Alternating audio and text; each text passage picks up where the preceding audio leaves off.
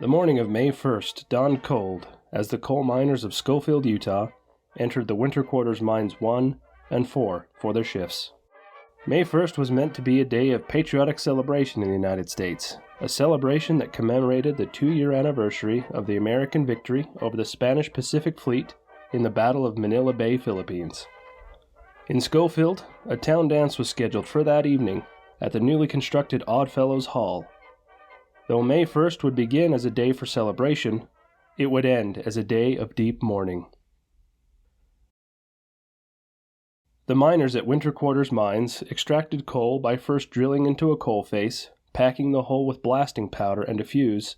They then took cover until after the blast was over, and then removed the loosened coal with shovels and picks. All this work created a lot of coal dust in the mine, though it by itself was not particularly feared. Coal miners were more afraid of the methane gases found in some coal mines, which were easily flammable and commonly called fire damp by miners. The Winter Quarters mines were not known to have a high amount of methane gas and were considered relatively safe to work in. Somewhere between 10:20 and 10:30 in the morning, 2 explosions ripped through the tunnels of Mines 4 and 1. The explosion was so violent, the boom was heard in town, though most people mistook the noise for someone celebrating the day a bit early. From the portal of Mine Number 1, miners emerged fleeing the carbon monoxide that was building in their parts of the mine. One miner, W.C. Wilson, reported that, quote, "I noticed a low rumbling noise heard in the distance, followed by a sort of wave that can hardly be described, but this is known to all who have been in explosions, and I have been in several. I said to my partner that if gas was known to exist in the mine, I should say that an explosion had occurred.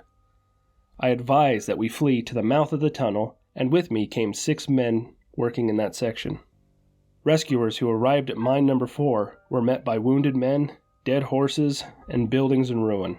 John Wilson, a young coal driver, was entering Mine Number 4 with a team of 3 horses when it exploded.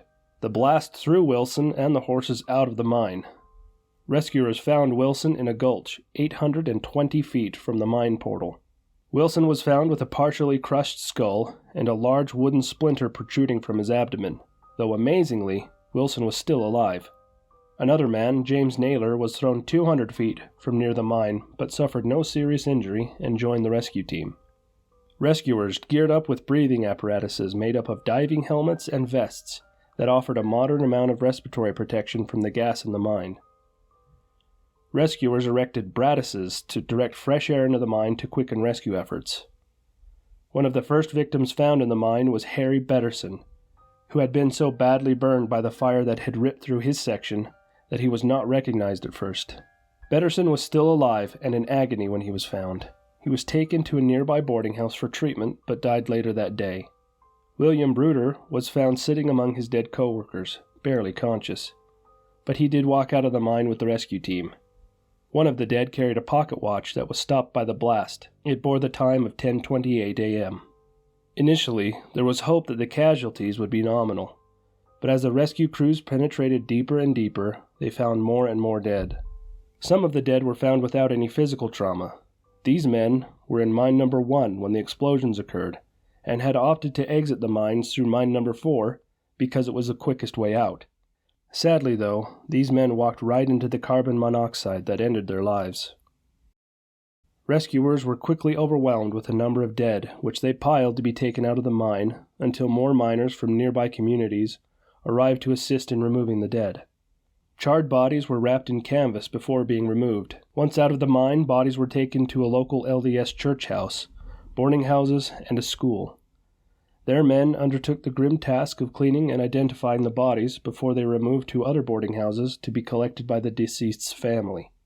The exact number of victims of that day is not exactly known, as there was no record of who exactly went into the mine that morning, but officially the number of dead stands at 200. The number of dead was so great that coffins had to be shipped in from Salt Lake City and Denver, Colorado. The Pleasant Valley Coal Company paid for the dead to be buried in new clothes and covered the cost of the coffins. Scarcely a family in Schofield escaped the loss of someone in the mine. An elderly Finnish couple, Abram and Kaisa Luoma, who had immigrated from Finland to join their large family in Schofield, suffered perhaps the most. 5 of their 6 sons and 2 of their grandsons were killed in the mine. Large trenches were dug in the stony ground of the Schofield Cemetery on May 3rd and 4th. On May 5th, 2 large funerals were held for the deceased miners. One funeral was for the 61 Finnish men and boys, and was conducted by Reverend A. Granholm, a Finnish Lutheran minister from Rock Springs, Wyoming. Reverend Granholm encouraged the Finnish families to, quote, "Look to God. He is your only help." End quote.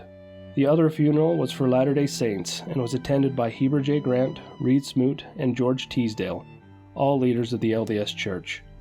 There were also other smaller services for members of other faiths, such as the Episcopalians and Presbyterians.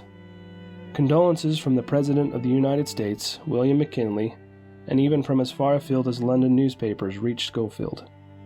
Though the large funerals were over, some bodies were removed from the mine as late as May 10th. Privately funded donations for the devastated families poured into Schofield, as there was yet no workers' compensation laws in Utah. Public sentiment regarding the Finnish in Schofield was a curious mixture of pity and suspicion, as some people suspected the disaster was the Finnish miners' fault. An important fact of this history is that Finns were not considered to be white people, and were often treated as second-class citizens even before the mine accident. Many Finnish families accepted charitable aid, while others did not for the sake of their pride. Newspaper reports about the Finnish response often cast them in a very negative light. Official inquiries into the cause of the explosions did not find any cause to blame the Finns. Some experts said it was an errant spark that ignited the coal dust in the air. Because there was no law or regulation regarding coal dust in mines, officially no one was found to be at fault. Plenty of people did, however, blame the Pleasant Valley Coal Company for being negligent in their operations. The Winter Quarters Mines Numbers 4 and 1 reopened mining operations on May 28th, but some miners opted to find work in other mines or other jobs. Many Finnish families moved away after the scorn and suspicion they faced in Schofield, but other Finns remained. Abram and Kaisa Luoma returned to Finland with their one remaining son and a daughter. 3 Finnish children were left totally orphaned and were moved to the Catholic St. Anne's Orphanage in Salt Lake City. Schofield continued to be a buzzing mining community for the next 3 decades, until the local coal industry declined prior to World War II and became nearly a ghost town. Today, Schofield is a popular summer vacation spot, with many of the old miners' homes serving as summer homes for the descendants of the mining families who once lived there. Nearby Schofield Reservoir provides good sport fishing and boating. The Schofield Cemetery stands as a silent reminder of one of the worst mining disasters in U.S. history. Many of the victims' graves are easily spotted by the wooden markers that bear the date May 1st, 1900.